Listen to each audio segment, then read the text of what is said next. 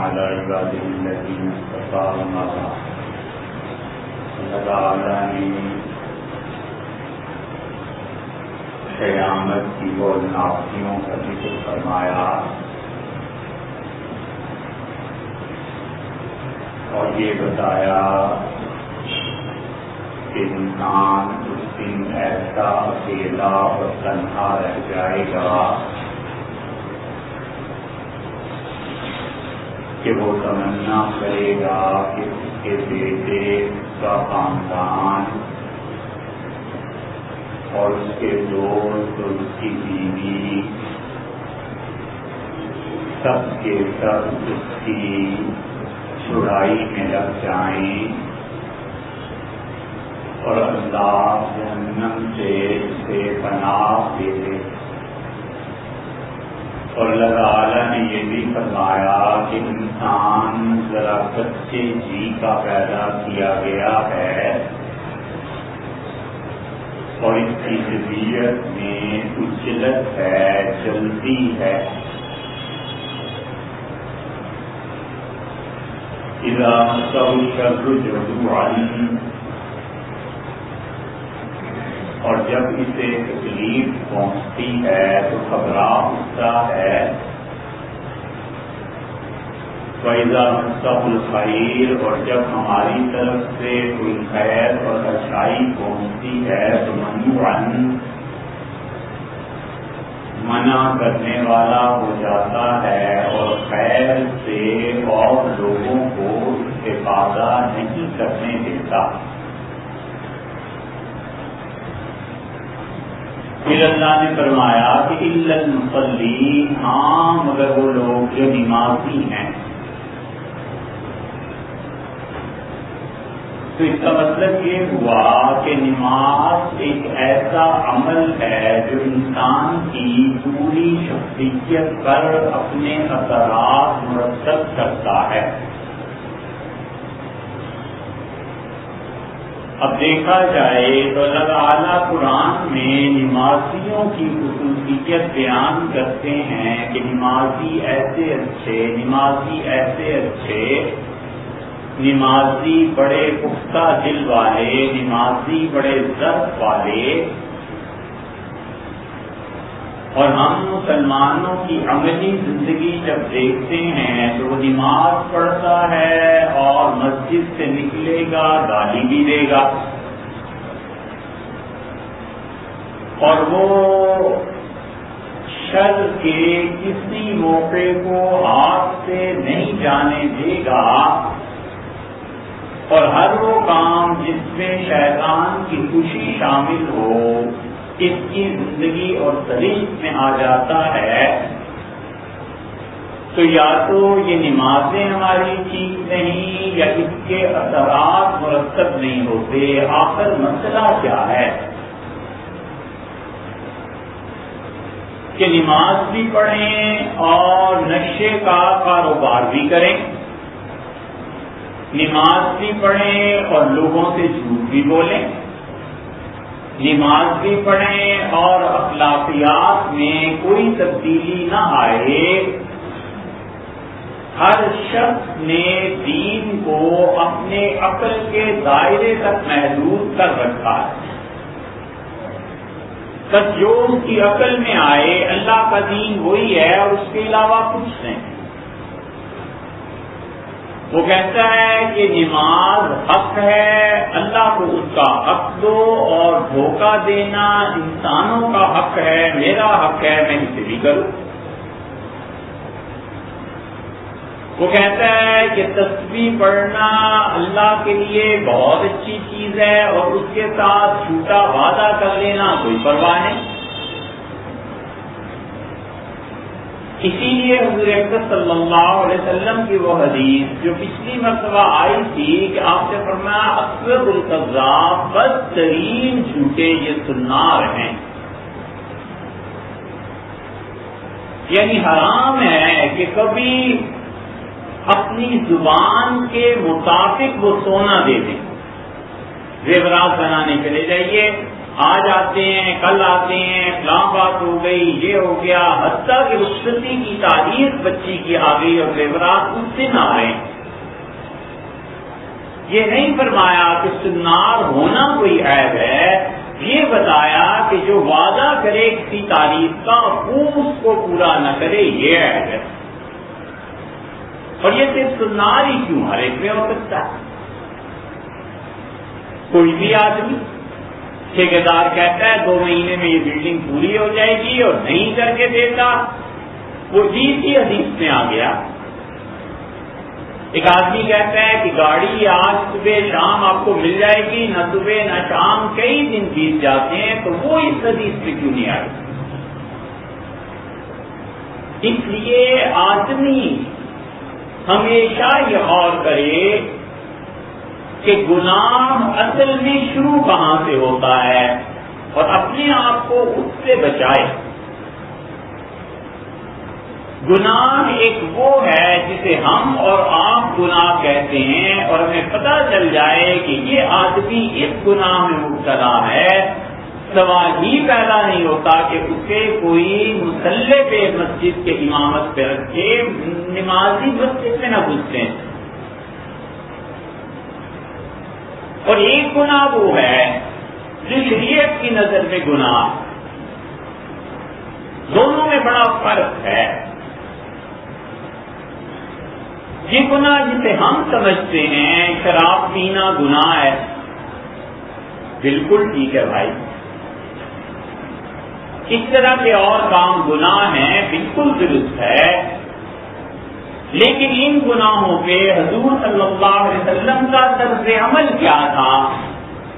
ایک آدمی شراب پی کے آیا، پھر آیا، پھر آیا، پھر آیا، تو نبی کریم صلی اللہ علیہ وسلم ہمیشہ فرما دیتے تھے کہ اس کو مارو۔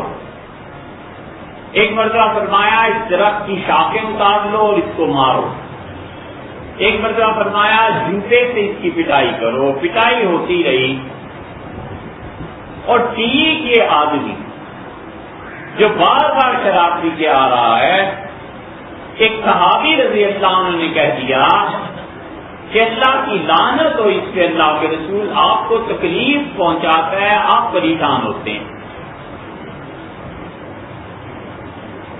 اور ایک اور صحابی رضی اللہ عنہ نے کہا کہ اللہ کے رسول اسے قتل نہ کر دیں،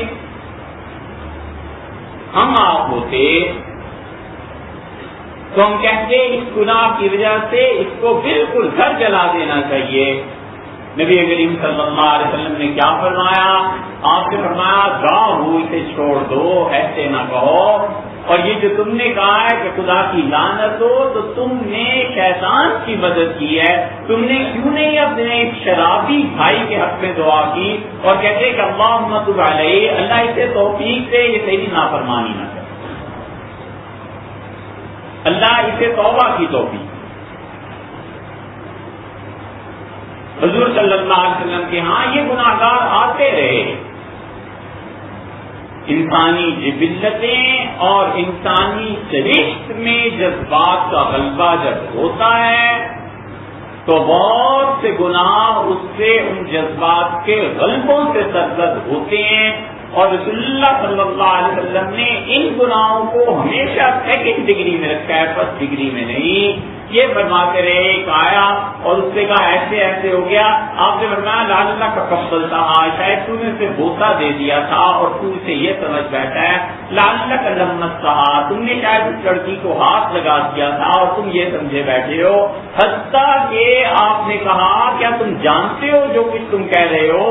اب وہ آدمی بیٹھا ہے، اقرار کر رہا ہے، صاف لفظوں میں کہہ رہا ہے کہ میں نے یہ بات کی ہے۔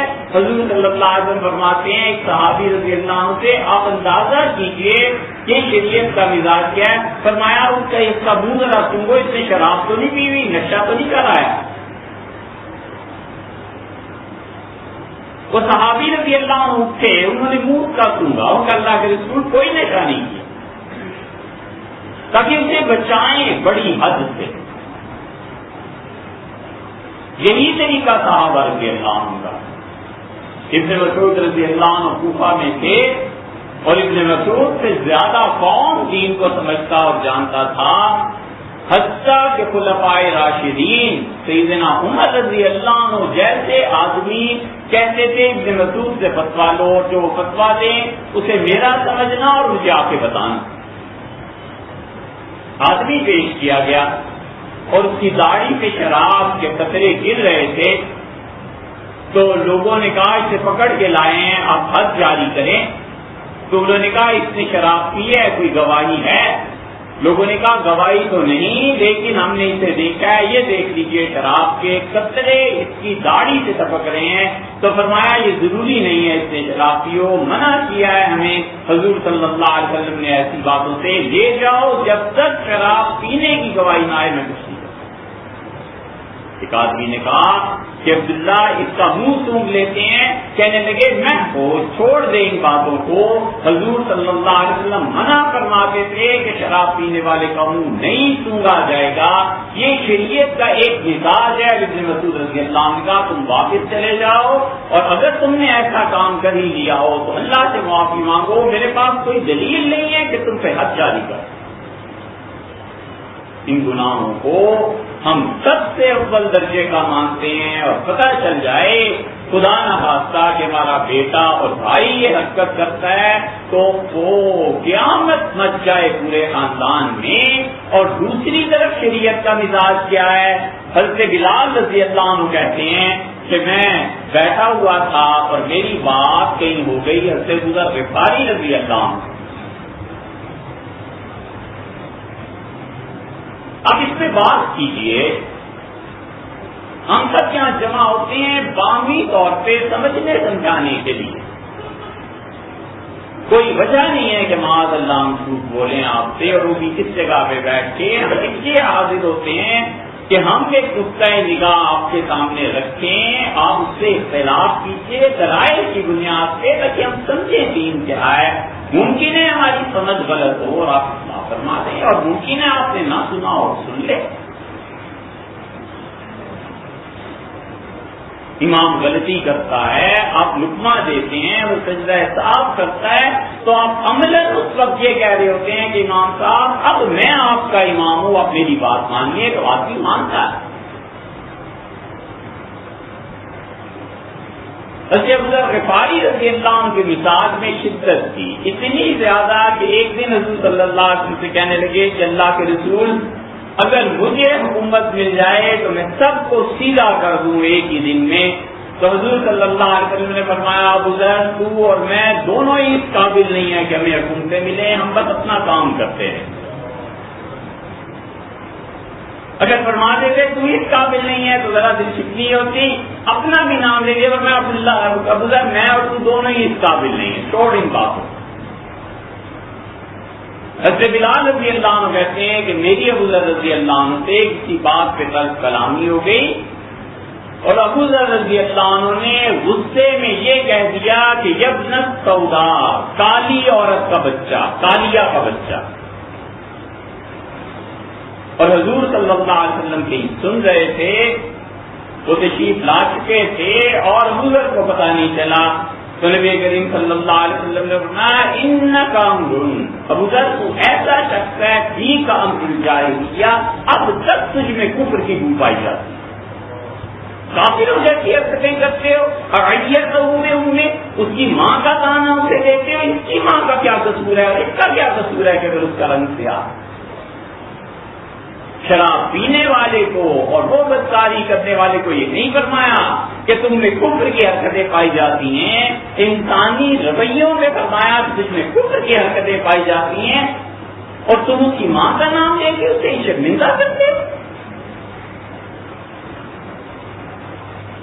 اور یہ ڈانٹ کے چل پڑے، اور سے بلال رضی اللہ عنہ کہتے تھے ابوذر سمجھدار آدمی تھے، میرے پاؤں پکڑ لیے اور زمین پہ لیٹ گئے، اور مجھ سے کہا کہ اپنا پاؤں میرے منہ پہ رکھ بلال۔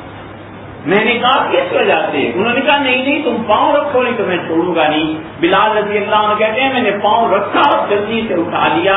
ابوذر اٹھے اور اپنے آپ سے کہنے لگے کہ آئندہ تو نے اگر کسی کی ماں کا نام لیا تو میں میرے نفس تجھے اس سے بڑی سزا دوں گا، تیری ہمت کیسے ہوئی کہ لوگوں کی ماں تک پہنچتا ہے؟ یہ ہے پہلے درجے کے گناہ، انسانوں کا مذاق اڑانا، انسانوں کو برا کہنا، ان کے ماں باپ کی توہین کرنا، کس غربت اور دقت سے کسی کے ماں باپ نے وقت گزارا تھا ان کو اس کے تانے دینا، یہ سب ایسی چیزیں ہیں جو کفر کی حرکتیں ہیں، اور اس پہ کوئی نہیں بولتا۔ بیٹا گالی دے دے ماں کی، اس پہ کوئی نہیں بولتا، اور بیٹا شراب پی لے تو سارا خاندان اٹھ کھڑا ہو گیا، ارے اتنا بڑا گناہ۔ ہمارا پیمانہ کیا ہے اور شریعت کا پیمانہ کیا ہے؟ اللہ کس چیز کو گناہ کی نظر سے دیکھتا ہے، ہم کس چیز کو گناہ کی نظر سے دیکھتے ہیں؟ اللہ کے نزدیک انسانوں کو عار دلانا ایسا گناہ ہے جس پہ اسے مار پڑے گی، اور زیادہ کبھی امید ہے کہ جہنم میں جائے گا بنسبت ان گناہوں کے کہ اللہ چاہے تو معاف فرما۔ ابن سیرین رحمۃ اللہ علیہ جیسا امام جیل میں چلے گئے،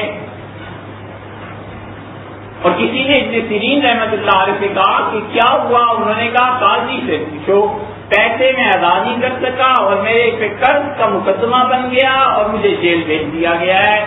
ابن سیرین رحمۃ اللہ علیہ جب قرض کی سزا کاٹ کے واپس آئے تو کسی نے کہا ابن سیرین آپ مسلمانوں کے امام ہیں، حسن بصری رحمۃ اللہ علیہ کے درجے کے آدمی تھے، اتنے بڑے آدمی تھے، حسن بصری رحمۃ اللہ علیہ کے خاندان میں انتقال ہو گیا کسی کا، تو لوگوں نے کہا جنازہ پڑھا دیں، کہنے لگے ابن سیرین جس شہر میں موجود ہوں حسن جنازہ پڑھائے، انہیں لاؤ وہ جنازہ پڑھائیں۔ لوگوں نے پوچھا کہ کیا ہو گیا، جیل کیسے چلے گئے؟ کہنے لگے 30 سال پہلے ایک آدمی کو میں نے تانا دے دیا تھا کہ تجھ جیسا غریب بھی کبھی اتنی بڑی بڑی چیزوں کے خواب دیکھ سکتا ہے، اتنے اچھے اونٹ خرید سکتا ہے۔ 30 سال کے بعد آج سزا ملی ہے، سارا پیسہ ختم ہو گیا، اس کا کہ جیل دیکھنی پڑی۔ اب سوچتا ہوں کاش اس آدمی کا دل نہ دکھایا۔ 30 سال پہلے کہتے تھے میں نے کسی کو تانا دے دیا تھا، آج اس کی سزا بھگت رہا ہوں۔ لوگوں کی آزمائشیں اور لوگوں کو جو ہم تکالیف میں دیکھتے ہیں، ہمیشہ یاد رکھو اس کی 2 قسمیں ہیں۔ ایک قسم یہ ہے کہ اللہ اپنے بندے کو آزماتا ہے، اور دوسری قسم یہ ہے کہ اللہ اس کو سزا دیتا ہے۔ جب تک یہ فیصلہ نہ کر لیا جائے کہ یہ جو میرے سامنے مبتلا عذاب ہے اس پہ پیسے کی قلت آ گئی، اس کا کوئی بندہ مر گیا، یہ جیل میں چلا گیا، اس آدمی کی حالت بری ہو گئی، قرضداروں نے اسے تنگ کر دیا، جب تک آدمی یہ فیصلہ نہ کر لے کہ اس آدمی کو اللہ سزا دے رہا ہے یا امتحان لے رہا ہے، کبھی بھی لوگوں کے مسئلے میں نہ ہو۔ وجہ اس کی یہ ہے کہ اللہ اپنے بندوں کو آزمائش میں مبتلا کرتا ہے، امتحان لیتا ہے، اور جو شخص کسی امتحان والے کا مذاق اڑائے گا، اسے برا کہے گا، اللہ اس انسان کو جلد یا بدیر خود اسی امتحان میں مبتلا کر دے گا۔ بھئی تمہیں کیا پڑی ہے، ہم اپنے بندے کا امتحان لے رہے ہیں، تم کیوں دخل دیتے ہیں؟ اور اگر اس کو سزا مل رہی ہے اللہ کی طرف سے، اس وجہ سے جیل ہو گئی، اس وجہ سے قرض کا اضافہ ہو گیا، اس وجہ سے رزق میں تنگی ہو گئی، تو بھی نہ بولے بھائی، اس لیے کہ بادشاہ کا غصہ جب اس پہ نازل ہو رہا ہے تو ہاتھی کے پاؤں میں سب کا پاؤں، ضرورت کیا ہے آپ سب لوگوں کو تنگ کرنے کی اور لوگوں میں نفرتیں پھیلانے۔ ہر ایک پہ تنقید، ہر ایک کو برا کہنا، تم ایسے، فلاں ایسا، فلاں ایسا، فلاں ایسا، اتنا ہی شوق ہو لوگوں کے معائب کو دیکھنے کا تو خود اپنے پہ نظر کرے، سر سے پاؤں تک کوئی ایک چیز بھی ہے جو اخلاقیات میں سلامت ہے، حسد ہے، غیبت ہے، چغلی ہے، کینہ ہے، لوگوں کی غلط رپورٹس ہیں، اس پہ اعتماد کرنا ہے، کانوں کا کچا ہے، جی اندر سے چاہتا ہے کہ ہمسایہ جتنا آدمی ذلیل ہو جائے، اور کتنی خوشی کا موقع ہے، ان سب معائب سے بھرا ہوا ہے، اور اپنے جسم پہ مکھیاں بن بنا رہی ہیں، اور دوسرے پہ ایک مکھی بیٹھ جائے تو اس کی طرف کہ وہ دیکھو کیا نہ کرے. اللہ اپنے بندوں کو آزماتا ہے اور کبھی خدا کی آزمائش میں دخل نہیں دینا چاہیے. اللہ جانے اور وہ جانے. فرق کیسے ہو کہ اس آدمی کی آزمائش ہے یا اسے سزا مل رہی ہے؟ بظاہر دونوں جیل میں جا رہے ہیں، بظاہر دونوں کو جوتے پڑ رہے ہیں، بظاہر دونوں قرض میں مبتلا ہو رہے ہیں. ہر وہ شخص جس پہ مصیبت آئے اور اس کے دل کا سکون زائل نہ ہو، سمجھ جائے کہ اللہ کی طرف سے آزمائش ہے، کچھ نہیں، چند دن صبر کرنا ہے، گزر جائے. اور ہر وہ شخص جس پہ مصیبت آئے اور دل کا سکون چھن جائے، بس یہ مطلب ہے کہ آپ جوتے پڑ رہے ہیں، اس کا بھی حل ہے. اس کا حل استغفار ہے، اللہ سے معافی مانگنا ہے کہ خدایا معاف کر دے، میں اس سزا کے قابل نہیں ہوں. ہمیشہ جب بھی تکلیف آئے ہمیشہ اپنے دل پر غور کرے کہ سکون کتنا ہے. اگر سکون چھن گیا تو اس کا مطلب ہے کہ اب سزا مل رہی ہے، اور سکون قائم ہے تو اس کا مطلب ہے کہ اللہ آزمائش میں ڈال رہے ہیں، امتحان لے رہے ہیں اپنے بندے کا، تاکہ وہ دوسروں کو دکھائے کہ میرے بندے ایسے ایسے امتحانات سے بھی گزرے ہیں، اور دیکھو تم نے کیا ہو گیا تھا، تم بھی اسی معاشرے کے فرض تھے. ان دونوں چیزوں میں فرق کرنا ہے. عبداللہ ابن مسعود رضی اللہ عنہ کہتے اور ان کا یہ جملہ لکھ کے رکھ لے آدمی تاکہ عقل ٹھکانے رہے. وہ فرماتے تھے لو اخرت بقلب، میں اتنا گھبراتا ہوں کسی کتے میں عیب نکالنے سے. اس کتے کو دیکھو لگڑا ہو گیا ہے، اس کتے کو دیکھو کیسا بھدا ہے، اس کتے کی موت دیکھو کیسے ہو رہی ہے. فرماتے تھے میں کتے میں عیب نکالنے سے ڈرتا ہوں اس وجہ سے کہ نہ قلبن کہ خدا مجھے بھی کتا ہی نہ بنا. فرماتے تھے میں گھبراتا ہوں، کتے میں عیب نہیں نکالتا. پتہ نہیں اس کا کیا حال ہے، اللہ کے ساتھ اس کا کیا تعلق ہے.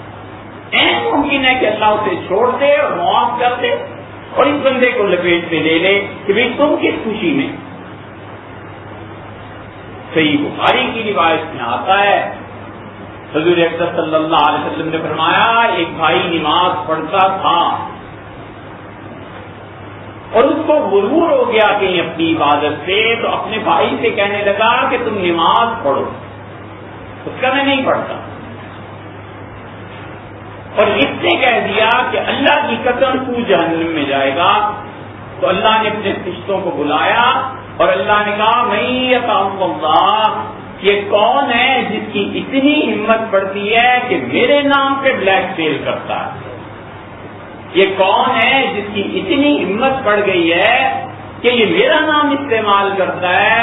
لأحبطن عملو، مجھے میری قسم ہے فرشتوں میں اس کی ساری نمازیں رد کر رہا ہوں اور میں اس کو توفیق دوں گا میری عبادت کرے، ہم اسے جنت پہ بھیجیں گے، اور میرا نام جو غلط استعمال کر رہا ہے یہ جہنم میں جائے. نہ کرے، بالکل نہ کرے کہ اپنی ذاتی خواہشات پر اللہ کا نام دے. محض اپنے مفادات حل کرنے کے لیے مذہب کا حوالہ دے کہ شریعت کی روح سے آپ ایسے ہو گئے، ایسے ہو گئے، ایسے ہو گئے. سیدنا علی رضی اللہ عنہ نے کتنی زبردست بات کہی، کئی مرتبہ یہ پیش کرتے ہیں، کاش ہم اس سے سبق سیکھتے. سیدنا علی رضی اللہ عنہ کے پاس جہاد جو ہوا تھا اس کے فوراً بعد لوگ ان کے فوجی آئے اور انہوں نے کہا کہ علی آپ نے یہ کیا کیا، یہ جنازے پڑھ دیے ان سب کے، اور ان سب کے لیے مال غنیمت تقسیم کرنے نہیں دیا، اور ان کی عورتوں کو باندیاں نہیں بنانے دیا. سیدنا علی رضی اللہ عنہ فرمایا تم کس کی بات کرتے ہو؟ انہوں نے کہا یہ ہماری تلواریں ہیں، خون ٹپک رہا ہے ہمارے مقتولین کا اس سے، اور آپ یہ فتویٰ دیتے ہیں کہ ان کا جنازے پڑھے جائیں گے. حضرت علی رضی اللہ عنہ فرمایا یہ کون تھے؟ انہوں نے کہا امیر المومنین یہ کافر نہیں تھے، طلحہ، زبیر، عائشہ، قیس، عمر بن عاص، عبداللہ بن عمر بن العاص، ہزاروں صحابہ رضی اللہ عنہ یا تابعین ہزاروں تھے. سیدنا علی رضی اللہ عنہ نے فرمایا کہ تم کافر کہتے ہو، یہ ان کے ساتھ حضرت علی رضی اللہ عنہ کا رویہ ہے جن کو ابھی سر کاٹ کے آئے ہیں اور اپنے سر دے کے آئے ہیں۔ فرمایا یہ کفر سے بھاگ گئی تو رسول اللہ صلی اللہ علیہ وسلم کی خدمت میں حاضر ہوئے، وہ جلا گئے۔ ان کا امیر المومنین یہ کافر نہیں ہے تو پھر منافق ہیں۔